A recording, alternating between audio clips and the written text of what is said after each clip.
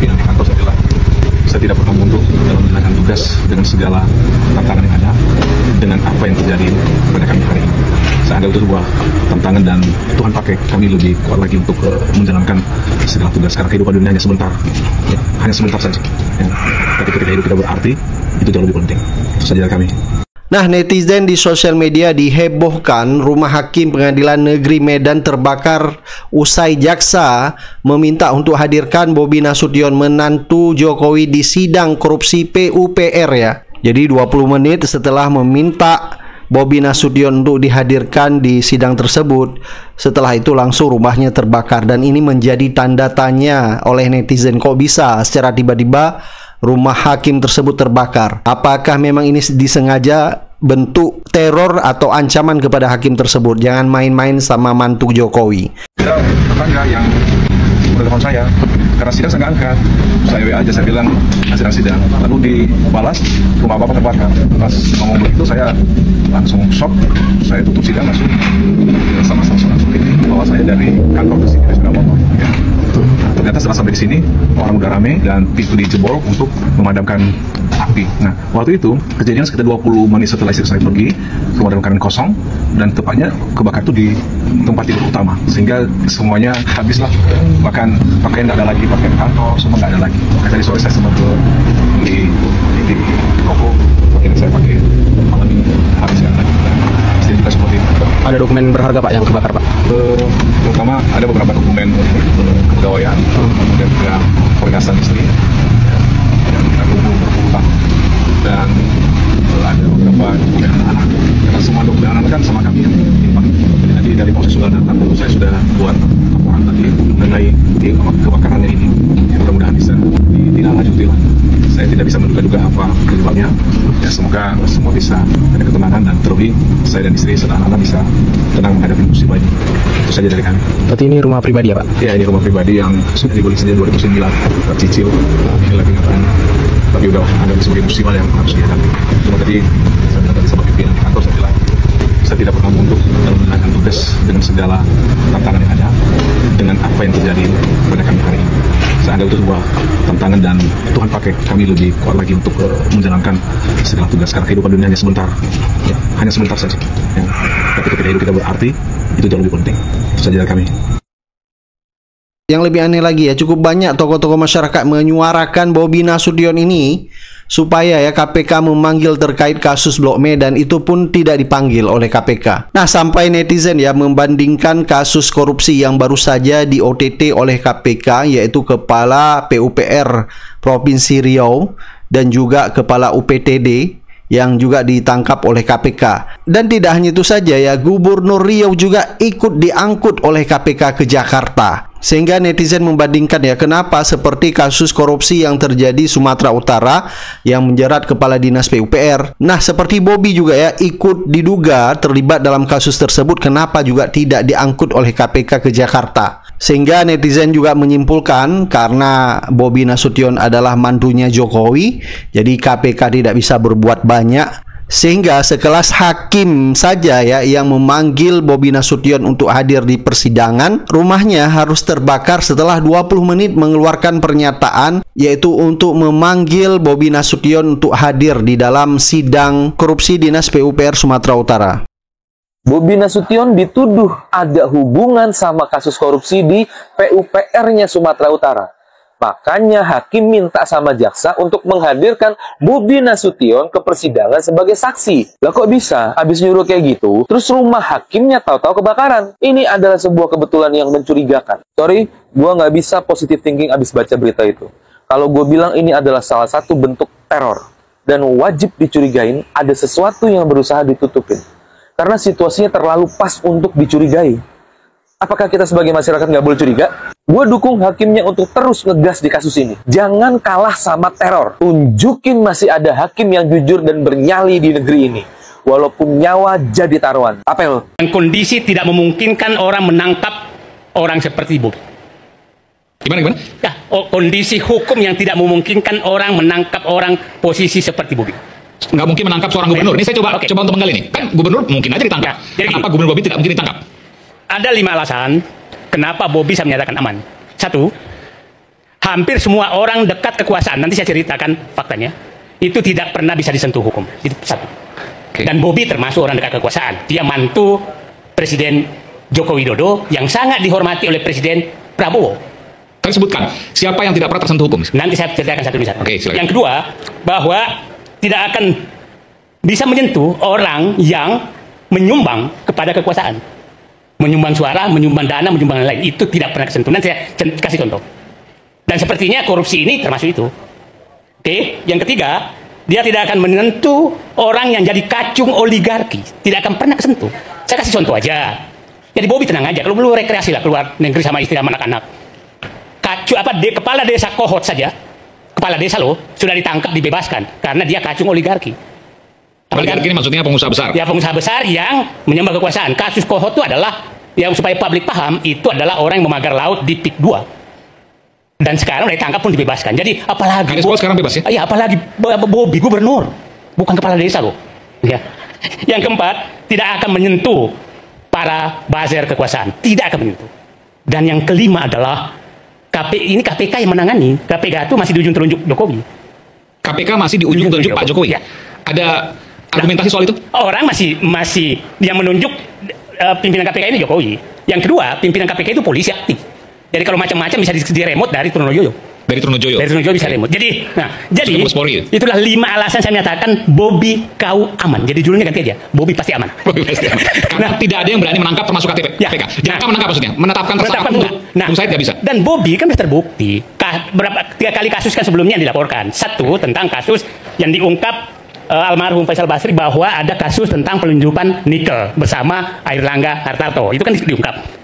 Dilaporkan bahwa ada kasus tentang Blok Medan yang terungkap di sidang-sidang KPK, almarhum yang meninggal, ya kan? Yang ketiga kasus lampu di Medan yang dikembalikan uangnya. Ini kasus keempat, udahlah, Bobi, kau aman.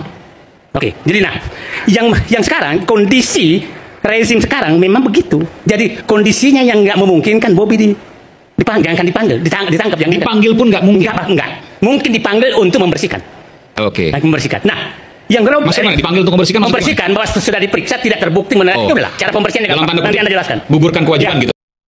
Namun, upaya penyidik memeriksa Bobi selalu terbentur masalah persetujuan pimpinan KPK. Para penyidik KPK pun hanya bisa menyasar pegawai menengah seperti kepala seksi. Adapun Murianto 2 kali mangkir dari panggilan pemeriksaan. Pemnya KPK sudah dapat diprediksi. Sejak dipreteli kewenangannya lewat revisi kilat Undang-Undang Komisi Pemberantasan Tindak Pidana Korupsi pada 2019, lembaga anti korupsi itu tidak bergigi. Independensinya hilang karena KPK menjadi kepanjangan tangan penguasa. Para penyidiknya pun kini merupakan aparatur sipil negara. Dalam penghancuran KPK adalah Jokowi. Ia yang membuka jalan bagi Firly Bahuri, polisi bermasalah, menjadi pucuk pimpinan KPK. Harus dibongkar ya, karena ini tantangannya bagi pemerintah, karena ini berkaitan dengan gubernur yang tanda petik anak mantan presiden, harus berani gitu. Mbak Yanti, ini OTT KPK ada 2 proyek atau 2 perkara terkait dengan pembangunan jalan di wilayah Sumatera Utara dan juga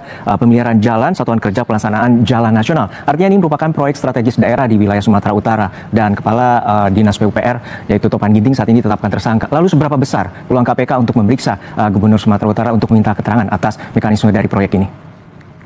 Ya baik, proyek besarnya kan 2 ini ya. Pemeliharaan jalan dan pembuatan jalan itu sendiri. Tapi di antara mereka juga proyek-proyeknya banyak gitu kan. Nah semuanya kan masuk ke masuk ke pengusaha ini ya, pengusaha yang katanya dekat juga kan, dan juga kemudian kepala dinas provinsi, PUPR provinsi.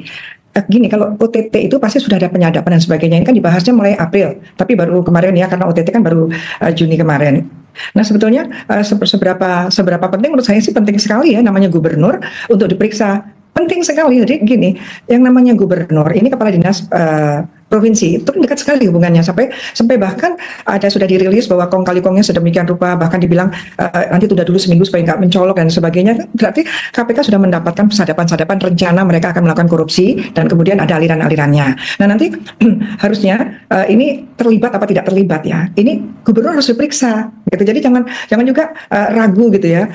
PPATK tadi mengatakan tidak bisa menyampaikan. Ini kan membuat kita agak jadi khawatir ya. Walaupun kita sudah senang ya, saya senang sekali lihat banyak karangan bunga. Artinya masyarakat ternyata masih marah, masih geram gitu ya. Saya pikir sudah nggak ada peka lagi terhadap korupsi. Ternyata bagus ini ya. Paling tidak ini sudah ada sanksi moral, sanksi sosial bahwa begitu tersangka saja sudah ada papan bunga. Jadi kita seharusnya memang kepala daerah itu harus diperiksa berkaitan dengan ini kan sangat dekat karena kepala dinas PUPR provinsi, dan ternyata dari hasil sadapan memang mereka sudah kong kali kong dari awal, walaupun untuk e-katalog juga sudah diatur bagaimana supaya yang ini menang gitu kan. Jadi sebetulnya sudah sangat harus ya diperiksa gitu. Nah, sampai netizen mengatakan ya, sekelas Prabowo saja takut sama Jokowi sampai harus pasang badan proyek kereta cepat WUS yang beban hutangnya harus ditanggung oleh negara, tentunya yang ditanggung oleh rakyat mulai dari Sabang sampai Merauke, yaitu beban hutang setiap tahunnya harus dibayar 1 sampai 2 triliun. Sehingga masyarakat menilai ya, Prabowo ini tunduk sama Jokowi, padahal proyek kereta cepat ini penuh dengan masalah, ada dugaan markup gila-gilaan dan juga ada dugaan korupsi di situ. Hingga menurut netizen, Jokowi sekarang ya sangat bersenang-senang atas keputusan Prabowo, yaitu untuk bertanggung jawab terhadap proyek kereta cepat. Dan apalagi KPK kemungkinan akan menghentikan penyelidikan kasus proyek WUS ini. Baik ya, coba kita dengar beberapa komentar netizen ya di sosial media. Assalamualaikum warahmatullahi wabarakatuh, salam sehat dan tentu saja salam Pancasila. Ulun Anang Rosadi Adenansi dari Banjarmasin, Kalimantan Selatan. Kemarin dan akhir-akhir ini kita lihat pernyataan Pak Presiden Prabowo Subianto dengan menggebu-gebu bahwasanya beliau ingin pasang badan seperti itu dengan kereta cepat WUS. Bahwasanya kereta cepat itu tidak ada masalah. Dia akan menyelesaikan sendiri. Itu pernyataan sepertinya dia yang memiliki republik ini. Jadi hati-hati Pak Prabowo. Ucapan Bapak yang menyampaikan bahwasanya saya yang akan mengatasinya itu, Bapak jangan memakai APBN. Pokoknya jangan memakai uang rakyat. Kalau Bapak memakai uang rakyat melalui APBN ataupun hutang luar negeri, berarti Bapak amnesia di dalam bersikap. Kita tadinya berharap bahwasanya ada sikap gentleman dari seorang presiden yang tentu saja kita banggakan dari TNI, mantan gitu, boleh disebut jenderal yang sangat kuat dan dulu ikut berperang, tapi ternyata kok membleh.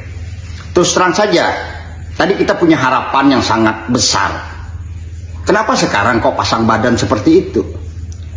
Ya harusnya cukup biarkan saja opini-opini yang berkembang di masyarakat.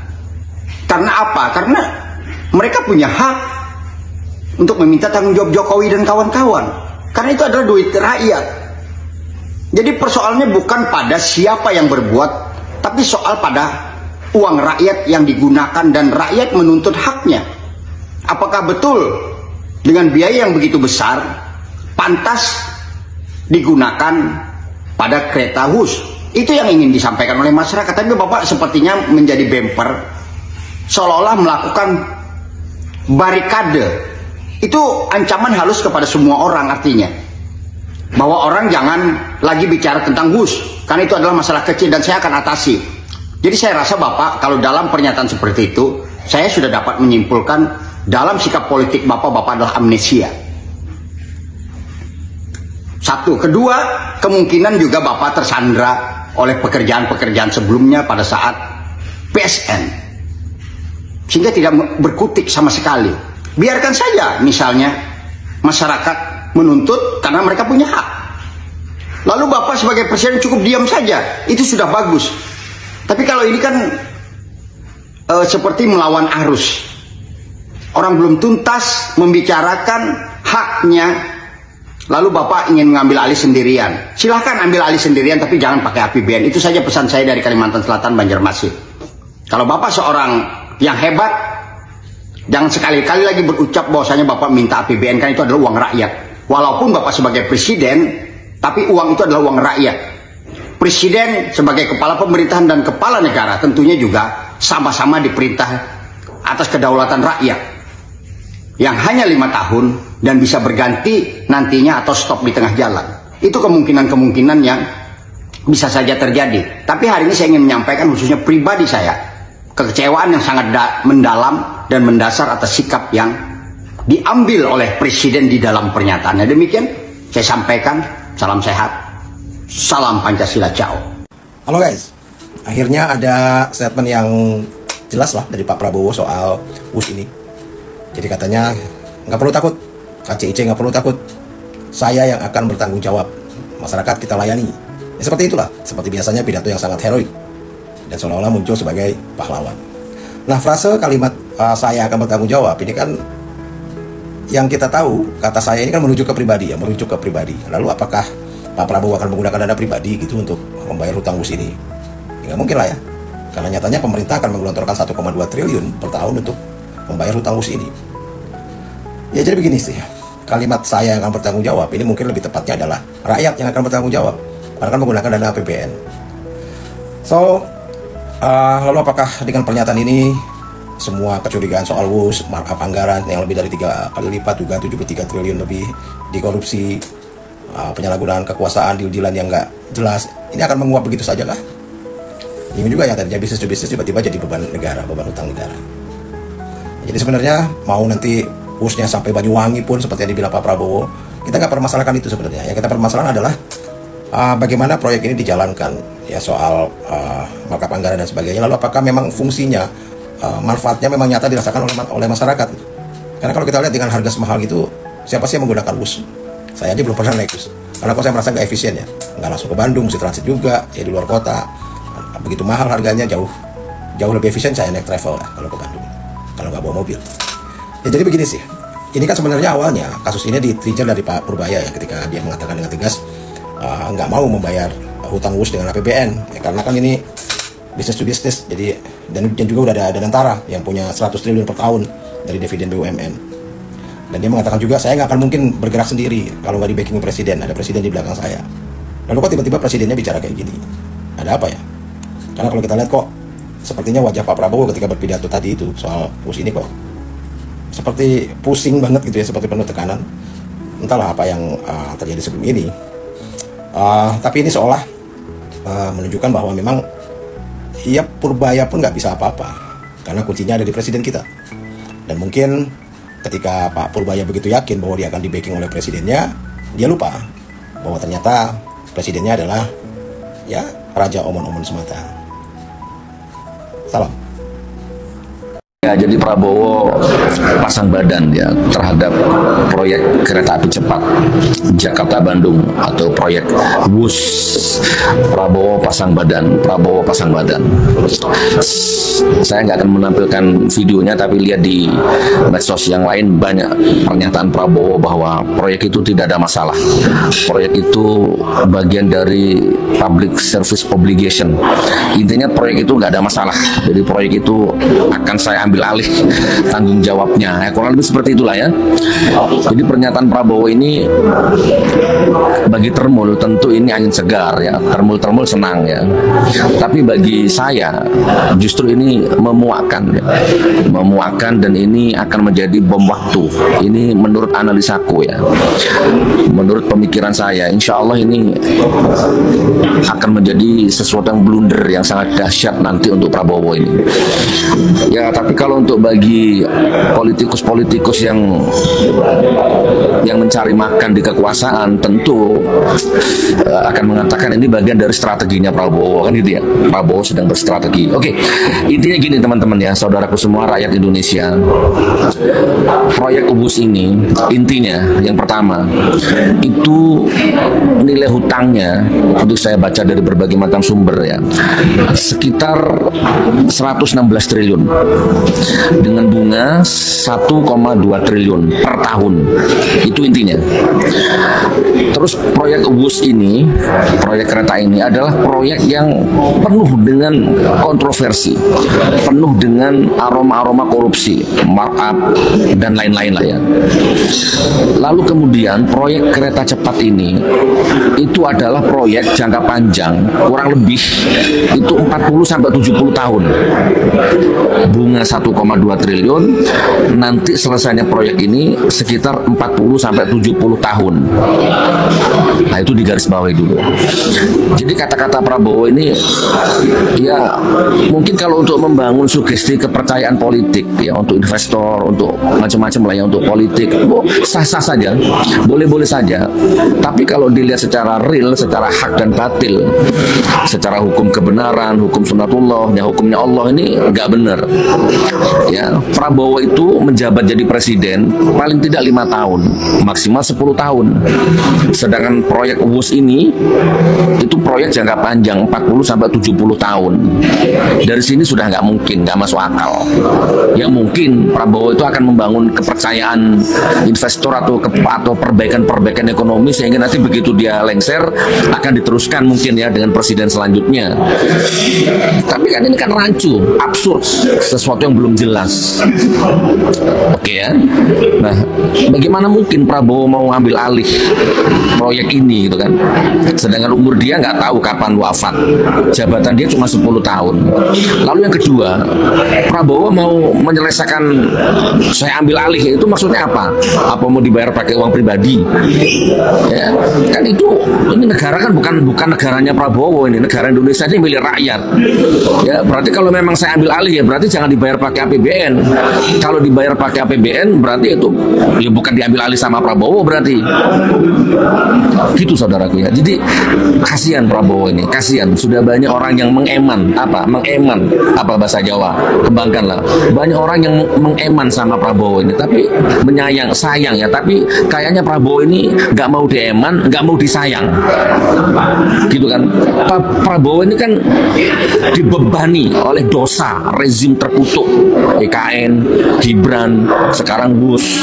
Kalau mau dikembangkan semuanya banyak bandara mangkrak, tol mangkrak, dermaga mangkrak, itu kan beban-beban semua, itu beban dosa. Tapi Prabowo ini nggak mau dieman, nggak mau disayang, ya kan? Kan sama dengan yang makan rezim dulu, yang cuci-cuci piring sekarang Prabowo. Ya, astagfirullah. Jadi nggak bisa Prabowo saya ambil alih. Itu blunder. Kita tunggu aja nanti waktu yang menjawab. Presiden kan suka-suka mau ngomong apa, silakan, karena masih berkuasa kan. Tapi ingat, ya, membela sesuatu yang salah, maka ya silahkan, nanti Anda akan tumbang juga nanti lama-lama, tumbang dengan sejarah yang buruk. Saya ambil alih, sudah bayar pakai uang pribadi berarti, jangan dibayar pakai APBN, jangan dibayar pakai yang ada hubungannya sama rakyat. Saya ambil alih itu yang benar itu ya markup-nya diperiksa, indikasi korupsinya diperiksa, dibersihkan, bla bla bla bla gitu. Bukan saya ambil alih terus seolah-olah selesai urusan dosa-dosa masa lalunya Jokowi itu. Oke teman-teman, aku nggak mau bertele-tele, tapi intinya Prabowo kita tunggu nanti. Kan pejabat itu kan omongannya kan mencela-mencele. Pejabat itu omongannya mencela-mencele. Jadi kita tunggu saja nanti. Apa dia bisa, Pak Prabowo ini apa sanggup dan bisa memegang omongannya dan membuktikan omongannya ini, komitmennya ini. Kita tunggu saja. Yang namanya pejabat, nggak kaget. Saya ngomong gini, saya dalam rangka sayang sama Republik ini, sayang sama Prabowo, ya kan? Oke teman-teman, jadi gimana Gus Nur? Sayang, ini negara bukan milik Prabowo. Prabowo nggak boleh seperti itu. Usut tuntas korupsinya, tangkap semua koruptornya, ya, bongkar tuntas apa-apa sisi-sisi gelap yang ada di balik WUS, IKN, Gibran, ijazah palsu, dan banyak lagi. Bukan begini caranya mengambil alih itu. Jadilah pahlawan untuk rakyat, jangan jadi pahlawan untuk rezim terkutuk laknatullah 10 tahun yang lalu. 40 sampai 70 tahun itu dengan bunga 1,2 triliun itu baru selesai. Sedangkan Anda menjabat cuma 10 tahun. Mau dikembangkan bahasa ini. Kasihan banyak orang yang eman sama Anda, tapi Anda nggak mau dieman, Anda nggak mau disayang. Kita tunggu nanti waktu yang menjawab. Kita tunggu. Anda akan jatuh dengan kata-kata Anda ini. Berapa kali Anda sudah blunder. Assalamualaikum warahmatullahi wabarakatuh.